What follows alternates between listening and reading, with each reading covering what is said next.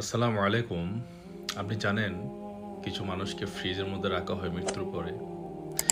বিশেষ করে এই কাজটা করা হয় বেশিরভাগ প্রবাসীদের জন্য। যখন তাদের মৃত্যু প্রবাস হয় তখন তাদেরকে ফ্রিজের মধ্যে রাখা হয় এবং পরে দেশে পাঠানো হয়।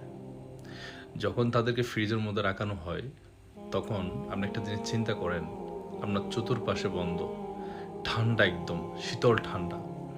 যেখানে আল্লাহ পাক বলেছেন একটা মানুষ যখন মারা যায় তখন তাকে যতক্ষণ দুনিয়াতে রাখা হয় কবর না দিয়ে ততক্ষণ সে কষ্ট পেতে থাকে। এটা কোরআন এবং হাদিস দ্বারা প্রমাণিত। আপনি চিন্তা করেন, আপনাকে ফ্রিজের মধ্যে রাখা হয়েছে, হ্যাঁ, চারদিক দিয়ে বন্ধ। এরপর আপনাকে করা হবে আপনার পোস্টমর্টম। পোস্টমর্টম কেন করা হয়? কারণ যেন ডাক্তার জানতে পারে বা গভর্নমেন্ট জানতে পারে তার মৃত্যুটা কেমন করে হয়েছে। তখন তার বডি থেকে সমস্ত রক্তকে বের করে ফেলে যাতে কোনো ইনফেকশন না হয়।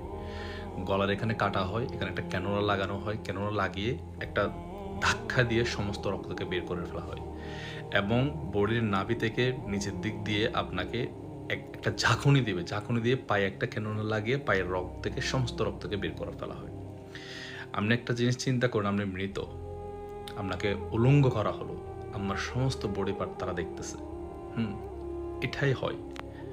এরপর আপনার যে সিনা আছে, চেস্ট আছে, বুক, এটাকে একদম দুভাগ করা হবে। এখান থেকে আপনার হার্ট, আপনার কলিজা মলিজা প্যাট ট্যাট সব কিছু বের করা হবে।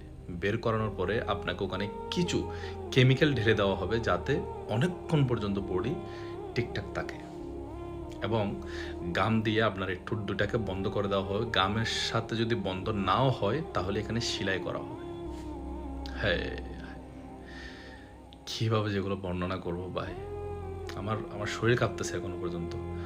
আল্লাহর কাছে আজকে জুমার দিন দোয়া করি যাতে মৃত্যুটা যেন দেশে হয় এবং দেশে যদি নাও হয়, আমি বলে যাচ্ছি এখানে আমার যে পরিচিত আছে এবং আমি বলে যাবো যে আমার মৃত্যুটা যদি আনফর্চুনেটলি যদি এখানে হয়, আল্লাহ পাক বলেছেন যার মৃত্যু যেখানে লিখে রাখছে সেখানে হবে।